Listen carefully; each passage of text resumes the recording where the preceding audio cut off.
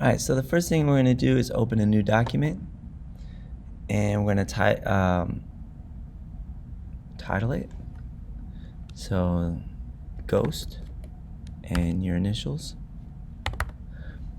And I'm going to change my document size to 1000 pixels by 1000 pixels, resolution 150 pixels because it's on a screen, and then I'm going to create my document. All right, so I have my original document. Next thing I'm going to do is I'm going to place my image. So I'm going to go File, Place Embedded, and I'm going to go to the image that I took, my photograph. So I'm going to click Place. For me, I'm going to make it a little bit bigger, so I'm going to hold down Alt while I drag, Alt and Shift while I drag, so it centers it within the page, and I'm going to click check mark. Mine's a little offset, so I'm going to go over like this to making sure it looks centered in the page. So next thing I'm going to do is I'm going to use my pen tool. You don't have to use the pen tool. You could use your polygon lasso if you find this easier. And the way that you do this is just click point by point. And I'm just clicking, and it creates like a rubber band. And I'm just going around my head. All right, so that's one way to do it. The other way would be with the pen tool, which I feel is a little bit better for doing things with curves. So you click, and then before you click the second point, you click and drag, and then you click your third point, click and drag, and you click and drag. All right, and when you get to a point where you have to change direction, so I don't want it to go up anymore, I want it to go out. I hold down my my command key, and I click on the last point, and I can start a new direction. So click and drag, and I hold down my point again, click and drag, click on it, click and drag, and then I made it all the way around. So again, I hold down my control button, and I can hit that point so that I don't have to worry about it, and I just keep going around my head. I like using the pen tool because it's a little bit smoother, gives you a nicer selection than if you were doing the other tools, but any of them will work. Whatever you feel comfortable with, I would continue with.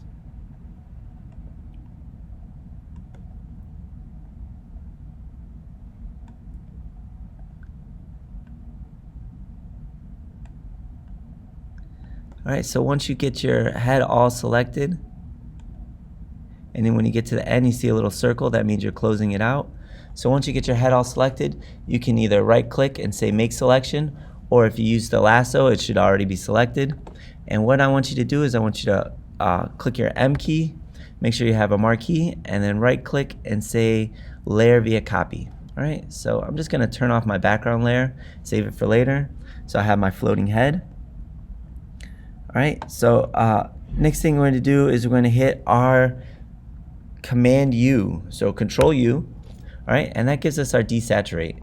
So that's the same as going up to our image menu, adjustments, and going to saturation. All right. So what I want to do is I want to take my saturation of my image all the way down. So we're just removing all the color on it, and this is just to do the ghost face. If you're going to do some kind of ghoul or something else, you don't have to do it like this. But if you want to do the ghost face, this is an easy way to do it. All right, so next thing I'm going to do is I'm going to duplicate my layer 1 2 times. So I'm going to hit Control J 2 times, and I'm going to title my layers. So I'm going to title this one Bottom Glow. I'm going to title this one Painted Face, and I'm going to title this top one Top Glow.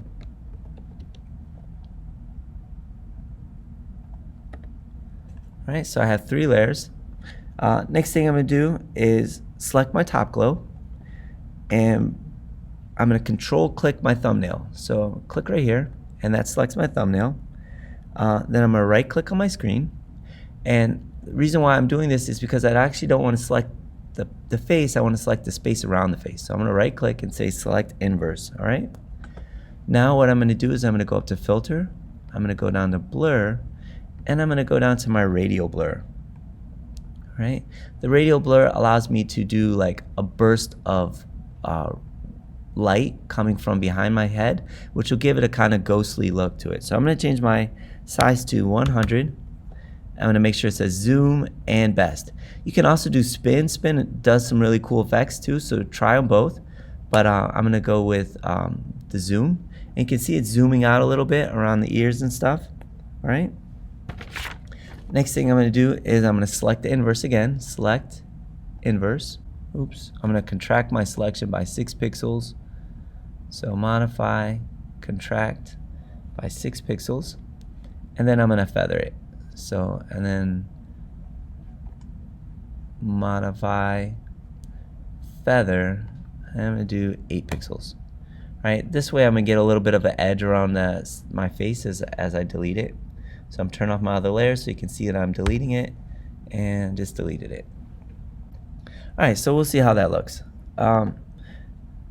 Next thing we're going to do is so locate my layer opacity, and I'm going to reduce my opacity of this layer to 50%. Right, so I'm lining it up. Select the bottom glow now. So I'm going to go to bottom glow, turn that layer on, and I'm going to go to filter again. I'm going to go to blur, radial blur one more time, and this time I'm going to change my zoom, my amount, to 50. Right, so it's less apparent, but it still has a zoom in there. So I did my zoom at 50, and I'm going to select my top layer, my top glow layer, and then I'm going to click on my adjustment layer at the bottom. So my adjustment cookie, and I'm going to select color lookup. Right. So the reason why I selected the top layer is just because I want to make sure color lookup's at the very top. And then I'm going to go up here to 3D LUT, and I'm going to find horror blue. Right. That gives me that ghostly look that I want. Right. So I'm going to select my burn tool now. Turn back on the face. I'm going to select my burn tool. I'm going to click on the painted face layer. And I'm going to begin increasing the shadows in the face. So I'm going to click O for my burn tool. And I'm going to come over here. I'm going to go to shadows. And I'm just going to start darkening up some of the areas that I want it to look a little bit more scary. All right. Lower your exposure if you don't want it to be too dark. So I'm coming into the eyes areas because I definitely want those to be dark areas. All right. So make it very ominous. Around my nose, eyes. All right, so now I look a lot more ghostly and ghoulish.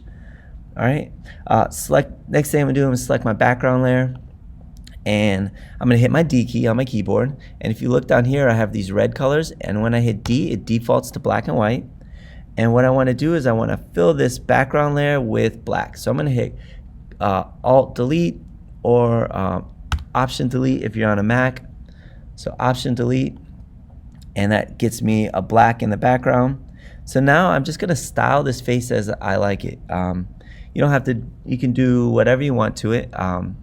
There's some edges that I see that I don't really like. So these little edges that are white, I'm gonna get rid of those.